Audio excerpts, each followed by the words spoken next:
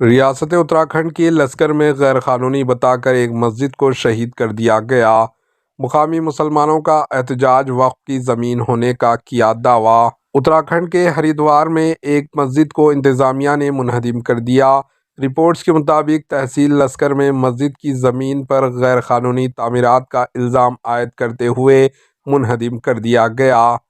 لسکر کے تحصیلدار پرتاپ سنگھ چوہان نے بتایا کہ محلے میں بنائی گئی مسجد خالی سرکاری عرضی پر غیر قانونی تعمیرات ہو رہی تھی، جسے اب ہٹا دیا گیا۔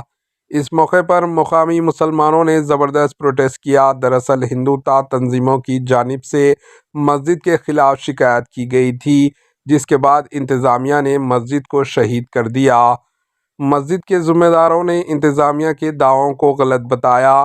ایک ذمہ دار نے بتایا کہ حاکم کی جانب سے مسجد کی دستاویزات ڈاکومنٹس کو نظر انداز کیا جا رہا ہے۔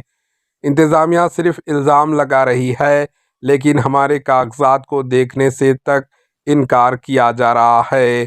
انہوں نے بتایا کہ ڈاکومنٹس کے مطابق زمین قانونی طور پر سنی وقف کے تحت رجسٹر ہے۔ مقامی مسلمانوں نے انتظامیہ کے رویے پر شدید رد عمل کا اظہار کیا۔ مقامی مسلمانوں نے انہدامی کارروائی کے وقت صبر و تحمل کا مظاہرہ کیا۔ مسجد میں دہائیوں سے 5 وقت کی نماز ادا کی جاتی ہے اور یہاں چھوٹے بچوں کو دینی تعلیم بھی دی جاتی ہے۔ Bureau report AHN news. AHN news کو لائک کریں، شیئر کریں اور سبسکرائب کرنا نہ بھولیں۔